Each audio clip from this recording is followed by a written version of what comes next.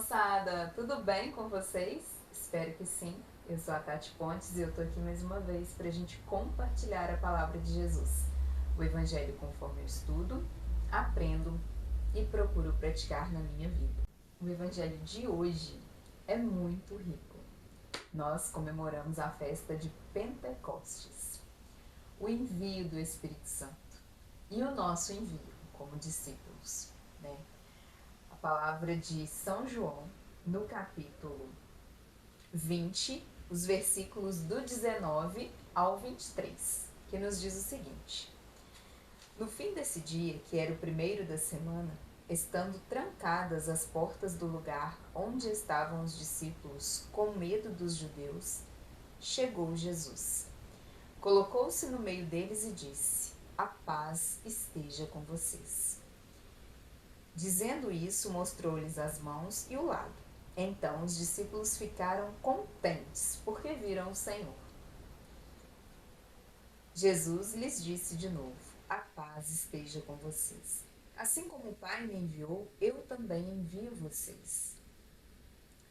Tendo falado isso, Jesus soprou sobre eles, dizendo: Recebam o Espírito Santo.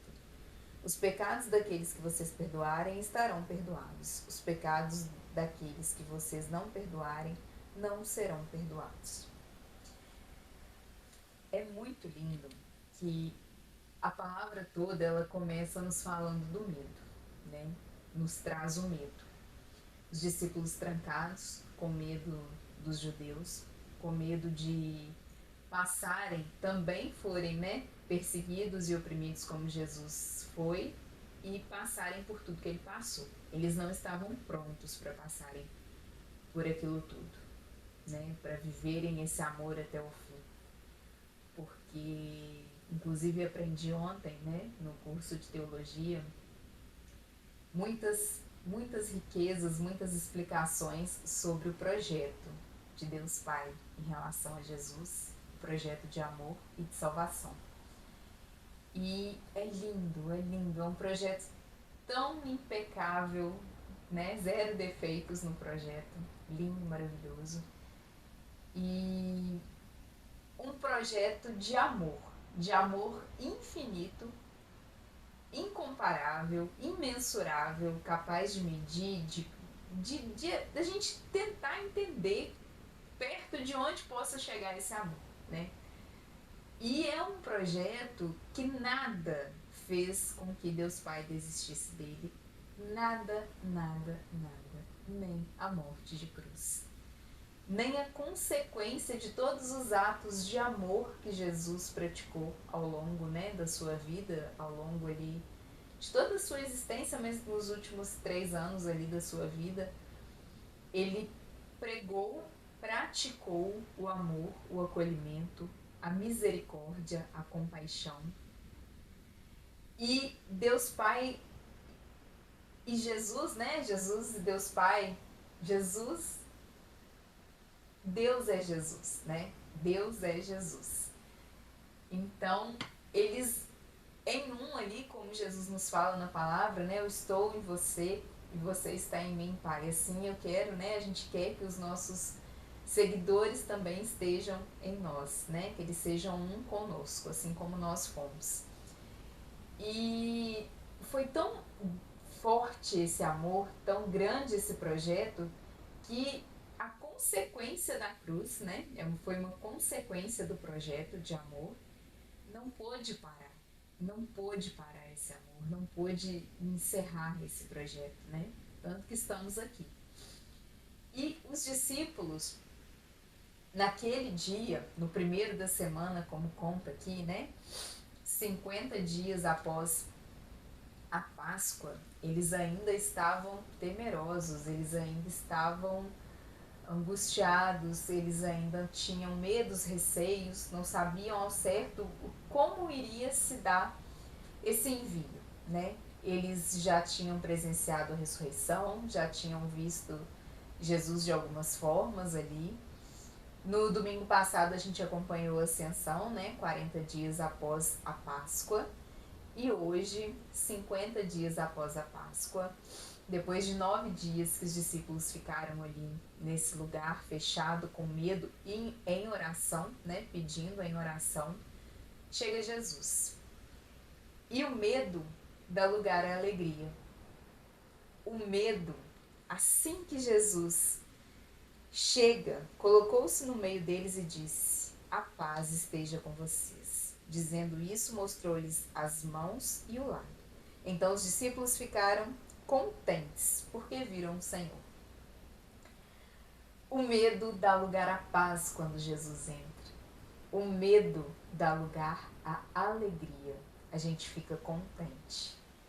Toda angústia, toda insegurança, tudo que a gente não sabe o que vai acontecer, quando a gente se abre à graça do nosso amado, quando a gente aceita que ele faça morada no ambiente que estamos, no nosso coração, que é o lugar que ele deseja habitar, né? É o lugar que eu busco que ele esteja, porque eu falo que eu quero que ele esteja aqui, né? Eu busco essa presença dele. Então, quando ele entra, não cabe angústia, não cabe tristeza, independente da dor. A dor, ela é momentânea.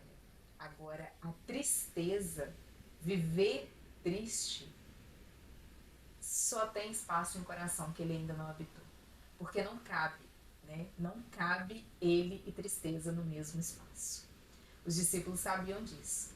Eles estavam tristes, sim, né? Com medo e tristes, porque o mestre não estava mais ali, né? Aonde pedir o socorro, o conselho, aonde ganhar um abraço de amigo amoroso, aonde ter certeza de que eu ter largado tudo para seguir ele era real, se ele não estava ali, né? Aonde que eu ia tirar essa força? Eu tinha medo, é óbvio que eu vou ter medo. Eu larguei para segui-lo, ele não está aqui, e agora? Né? Eu larguei tudo para trás, eu não tenho onde voltar, eu não tenho como voltar, eu tenho como ir, mas eu vou sozinha, né? Eu vou sozinho, eu larguei a minha vida antes dele e agora daqui para frente eu vou sozinha na caminhada? Não. Ele entra, entrega a paz, entrega para os discípulos, entrega para mim, entrega para você, a paz que excede toda a inteligência. E essa paz habitando, a tristeza dá lugar à alegria, dá lugar à força, dá lugar a um vigor que a gente não sabe explicar de onde que vem. Um sustento que quando passa o momento de dor a gente olha para trás e fala, mas como eu passei por isso? Como que eu consegui? Com ele, por ele e para ele sempre. Não existe outra possibilidade, não existe outra forma. É somente na palavra dele, estando com ele, junto com ele, no amor dele, né? Só tem essa possibilidade. E quando a gente dá espaço, a gente limpa, né? Abre o lugar para que ele entre, porque eu já falei várias vezes, a gente já aprendeu várias vezes, ele não invade, ele não vai chegar com o pé na porta e limpando. Seria muito mais fácil pra gente, seria muito mais calmo pra gente, eu vou te falar, por mais que doesse, tá? Porque era certeza que a faxina ia ser feita. Mas como depende da nossa vontade, do nosso livre-arbítrio, demora. A gente insiste em tirar o espaço dele, é meu coração inteiro. Aí eu insisto em tirar um pouquinho e tento apertar ele aqui no que sobra de espaço, né? Porque o resto eu não consigo tirar agora, Jesus. Então, tenta arrumar o que eu deixei de espaço para você entrar. Chega uma hora que eu vou precisar tomar essa decisão. Até porque a minha evolução, ela é por partes, sim. A verdade é revelada em partes, sim, né? A cada momento eu vou descobrindo uma nova verdade conforme eu esteja pronta para ela. Porém, eu preciso tirar o que ele me pede, né? E ele não me pede obrigando, ele simplesmente dá aquele sopro no coração e a gente sente realmente o que está nos afastando, né? A gente conversa com ele e tem a resposta do que nos está tirando da presença dele.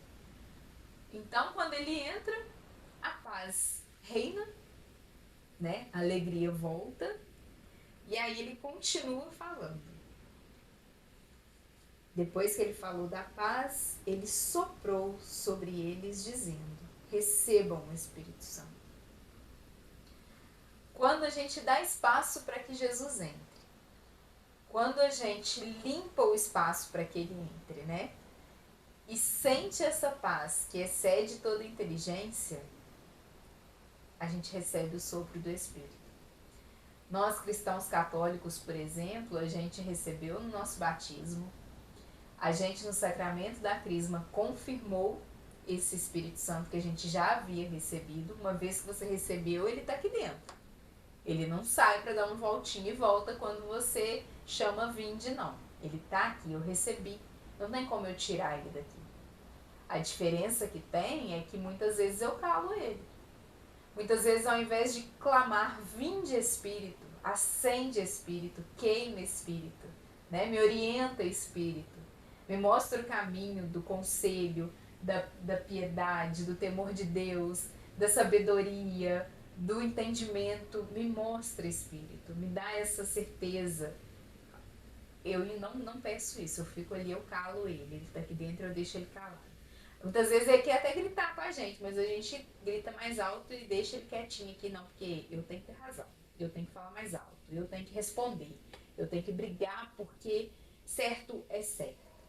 Ao invés de ouvir o Espírito Santo falar e no momento certo a sabedoria do Espírito Santo me orientar a falar. Entenda, não é calar, é falar com sabedoria, não falar por mim mesmo. Gente, é muita burrice a gente ficar tentando dar topada, cabeçada, falando com as nossas palavras, usando os nossos argumentos, que são muito falhos, pequenos. A gente tem o argumento da sabedoria. A gente tem o Espírito Santo de Deus que pode nos orientar, ele está aqui dentro. Jesus soprou e a gente recebeu do sacerdote, a gente recebeu no nosso batismo. A gente foi batizado em nome de um único Deus, que é Pai, Filho e Espírito Santo.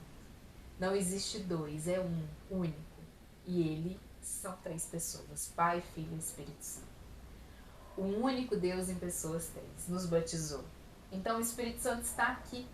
O Espírito Santo não foi dar uma volta e quando der ele volta, quando eu chamar de novo ele volta, ele está aqui. Eu só preciso chamar e pedir que ele exploda em mim, que ele fale em mim, através de mim, que ele use, que eu saiba usar as palavras corretas para conversar, para responder, para muitas vezes argumentar, ou quem sabe, o silêncio correto. Gente, o silêncio correto, ele é muito importante. E não é me omitir, é me calar no momento oportuno. Tem a hora de falar, mas tem a hora de falar pautado na sabedoria, no entendimento. Depois que você entendeu o que você ouviu, que você recebeu, não fala assim que você recebe e você responde, porque você não consegue absorver, você não tem tempo ali de amadurecer o que você recebeu. Você não consegue olhar o outro lado, porque sempre vai ter um outro lado, gente. Não, Tati, esse aqui não tem, porque essa pessoa foi grossa comigo do nada. Eu não fiz nada para ela. Com o Espírito Santo de Deus, com o entendimento do Espírito Santo de Deus, você é capaz, mas somente com ele, por ele, para ele. Não faz sozinho, que você vai continuar com o mesmo pensamento mimizento de não, com essa pessoa eu preciso responder. Essa pessoa é um caso à parte. Essa pessoa... Não. Para de pensar por você. Com o Espírito Santo, no Espírito Santo, o entendimento é capaz de te levar a um nível de alcançar o lugar do outro. Eu não fiz nada para aquela pessoa e recebi essa ofensa. Tá. Mas o Espírito Santo é capaz de me levar no outro.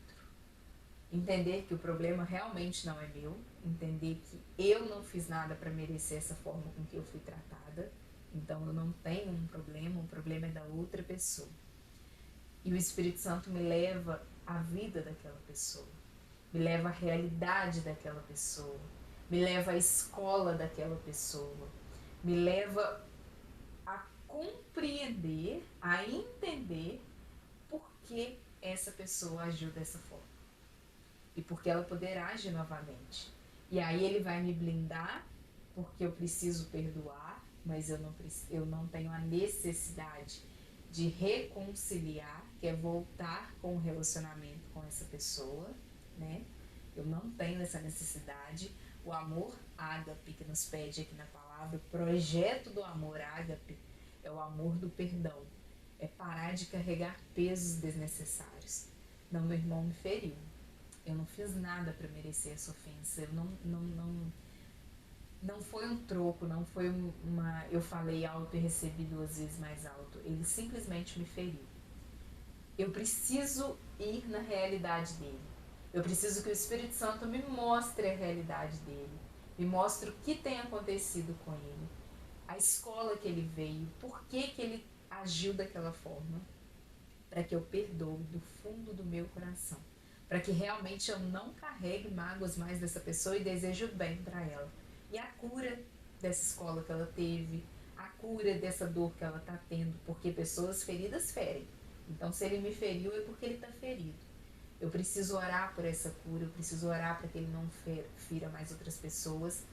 E eu não preciso da reconciliação, que é ficar junto com a pessoa de novo, que é conviver com ela de novo, que é gostar. O amor ágape não passa por gostar. Gosto vem de ficar perto, de gostar da companhia, é gostar. Eu não tenho que gostar.